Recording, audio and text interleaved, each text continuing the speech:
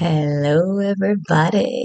It's been a while since I've made a video, a long form video. I was deep in depression, deep in my addiction to suffering, and I resurfaced yet again with the understanding that I was in a depression and I was in addiction to suffering. I used to know that I had that, and then along a couple of years, I think I forgot it. And then I reread a book on the idea of like the addiction to suffering and that the stories that we tell ourselves. And I was like, oh, that's what that is. So, naming it, declaiming it is just the way that it typically works for me.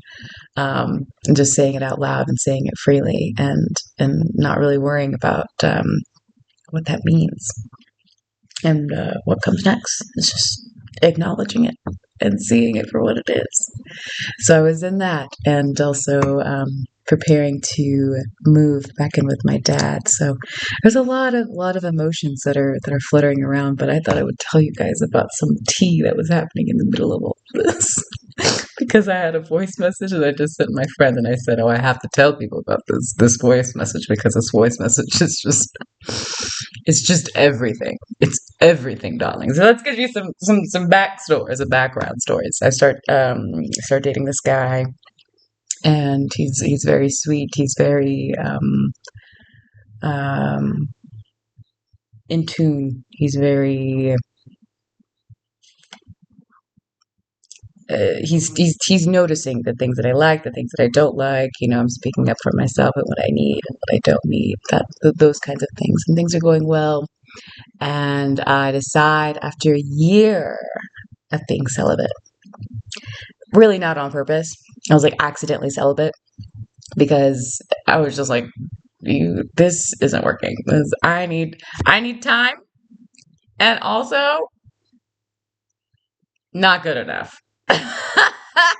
Those two combined, I was like, we're just gonna be very, very particular about how we're spending our time and how we're putting usage to the body.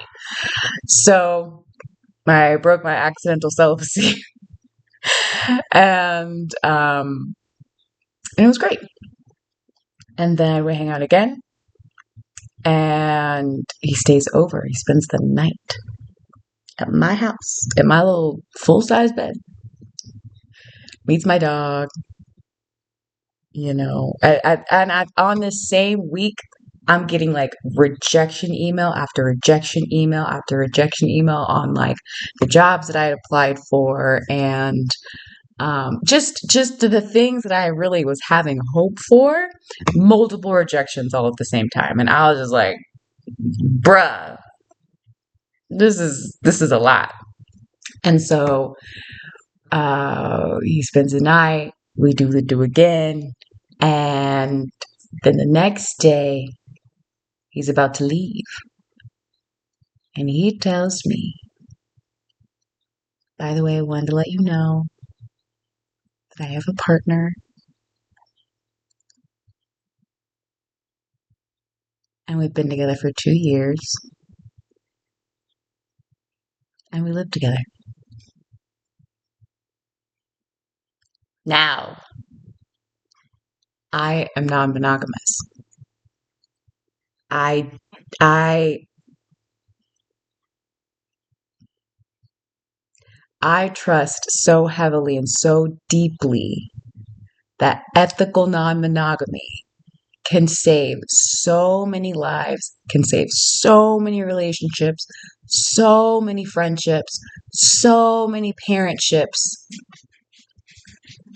But the thing about ethical non-monogamy is to be ethical is to be honest from the get-go. And on my profiles, y'all know who I am. Y'all know who I am. Y'all know who I like. I say it right up front. I am poly. I'm queer. I'm this. I'm that. Monogamy for what? For who? For what reason? Oh gosh. But there is the layer of needing that genuine upfront honesty. that is what creates the ethical part of it. And so I look at him and I say, I'm so mad at you. I'm so disappointed in you. And I was. And I'm proud of myself because old me would have definitely just been like, it's fine. I'll be okay. I get it. You made a mistake. Let me give him some credit. It genuinely felt like a mistake. It really genuinely felt like he did not know that information should have been disclosed because he was new to the world. And so for that, he gets a bit of grace, but he doesn't get Will and Grace. You know what I mean? He doesn't get the 90s sitcom of the early 2000s sitcom of Will and Grace. He does not get the full Will and Grace. He just gets a little bit of grace. And so a couple weeks later passes. I'm like, we come to mutual agreement. Like, we just need to be friends because this is going to get messy really, really quick. And that's not really what I want for my life right now. I've already got a lot of other things going on. This is the last thing I need. And so we decide to just stay friends, go a little no contact. And then I'm in the midst of all this stress and my period doesn't start.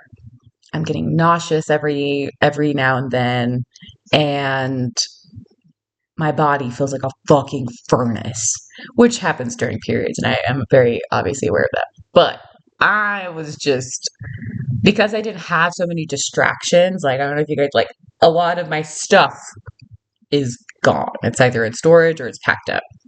So a lot of the distractions that I used to have around the times of my period, I don't have at the moment. And so it really just became obvious. I was like, something's different. Something's happening. Like, the heat in my body could warm a nation. So what is going on? So I take my ass to CVS to go pick up a pregnancy test. Yay! $24 down the drain. I take it and I just start thinking, like, if this happens with this particular person, like, what the fuck? What would that even look like? What would that even be like? I was like, if there's anything I know for sure that I don't want, it's that I don't want to be pregnant. I've never had that inkling. I feel that if I really wanted to just be proud about having a big belly, I could do that without having a baby. If I wanted to be treated dainty and supported and celebrated and paid attention to, I will demand that from the people around me. I do not want to be pregnant. I do not feel the need to be pregnant. There is nothing inside of me that feels like I will miss out in not being pregnant. And that's just me. And there are people who really, really, really want to be pregnant. That's great for them, but they're not me and I'm not them. So when I look over at this test and I see the words not pregnant, I say, oh, thank you, Jesus. Thank you. Thank you, Buddha. Thank you, Britney Spears. Thank you, Mariah Carey. Thank you. Thank you. Which leads me to so many thoughts. Number one, pregnancy tests should be free. They should be free and accessible. Duh. Number two, I don't understand anyone when they say that, like, you can easily tell if you're pregnant if this, and this, because you just really fucking can't. That's not true. That's not how that works. Some people still get pregnant. Some people still get their periods when they're pregnant. If there are 3 seasons of I didn't know I was pregnant, that should tell you it's not cut and dry. And I was like, damn, I really don't want to be one of those people who just didn't know. So I want to make sure I got the test. And yesterday I finally started bleeding. Oh, the glorious, glorious time of rest, rejubilation, not feeling the guilt, and just releasing. Oh, I love it. Oh, I love it. I may be non-binary, but my bleed is one thing that I love about being a woman. Which we can go into that another topic on another day, because I've had a lot of experiences with with the more indigenous ways of honoring our bleeds. So I see it very differently. So if you're interested in any of that content, please let me know. As I was actually no, fucking, you don't have to let me know. I'm probably gonna talk about it anyways, because I want to talk about what I want to talk about. So yeah. So this all leads to this particular voice message that I leave for my friend, who I told I needed to take a pregnancy test, and the situation that played out while I'm bleeding. Please enjoy.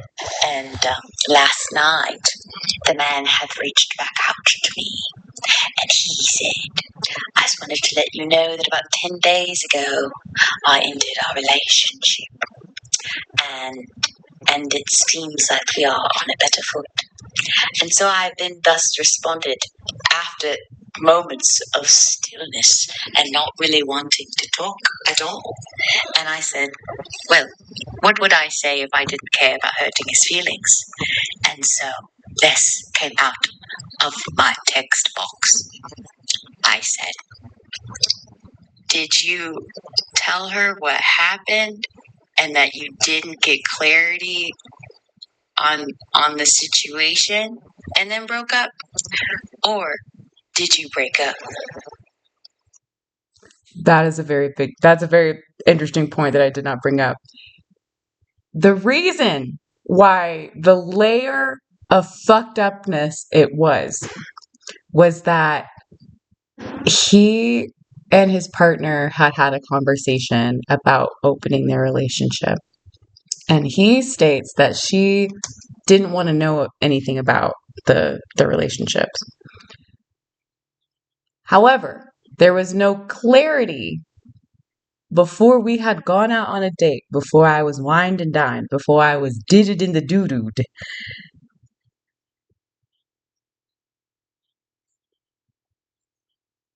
We're just going to leave that.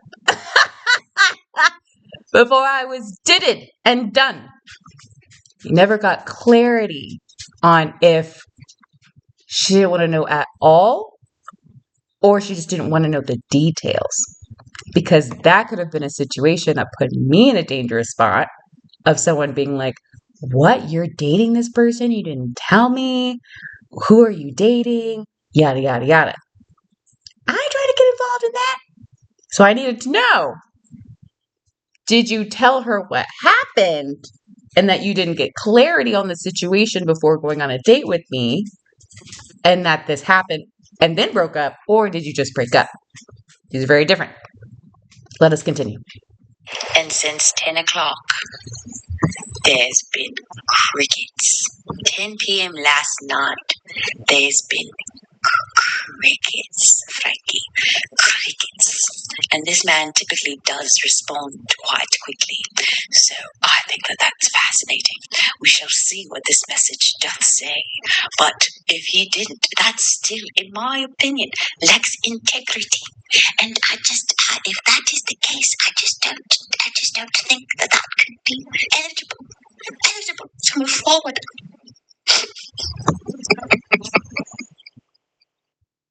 So I'm not exactly sure where that particular accent came from, nor how long it was able to be sustained. However, the feelings are still the feelings. And the silence is still the silence, which I think is fascinating. So whether or not, however this goes, this is more of a perhaps a educational story, perhaps a motivational story, that honesty is truly the best policy. Honesty is very, very sexy. And my question the question that I produced myself, I will be asking myself for a long time, which is, if I didn't care about hurting this person's feelings, what would I say? If I didn't care about hurting your feelings, what would I say to you? How would I say it? And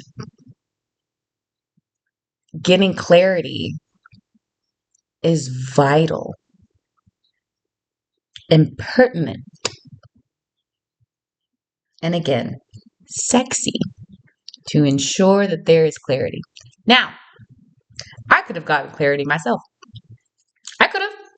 I could have asked, right? I could have asked. I could have said, do you have a partner? What's that like? Yada, yada, yada. Yudi, yudi, yudi, yudi. Blah, blah, blah, blah, blah, blah. I didn't even know he was poly. I didn't even know that that was a potential situation.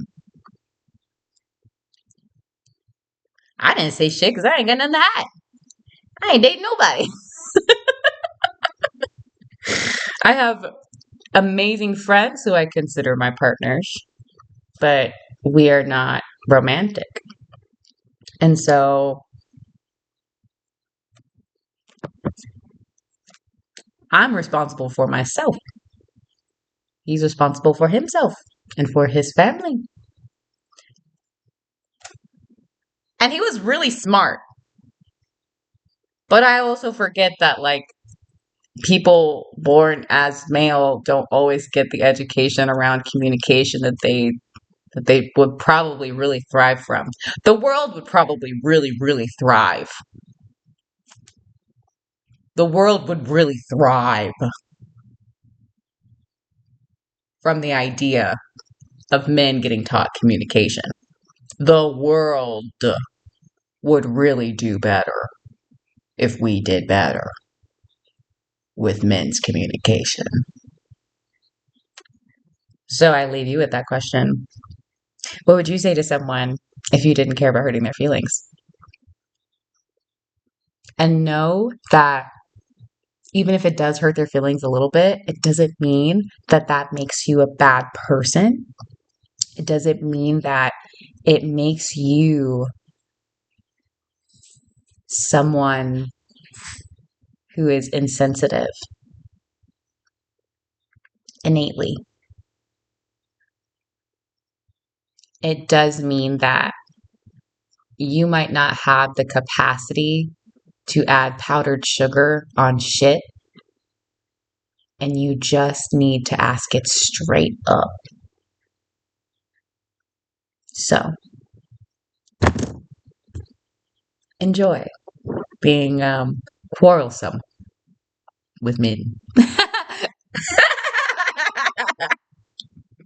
Or anyone else who's who you just can't do it anymore.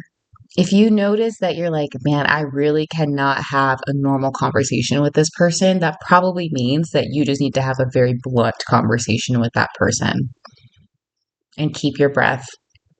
When these conversations are happening, just tune back into your breath and know that that is very, very, very powerful. So, another adventure. Let's see what happens from this moment. And for anyone who's been in the situation where this person is in right now, also know that, like, you're not a bad person. You just got work to do. That guy's not a bad guy, but he's got work to do. And ain't no place to go but up. Well, you might have to go down. If you gotta complain about a lot of stuff, you gonna have to reach your dips. But when you do, then there's no place to go but up. I'm rooting for us.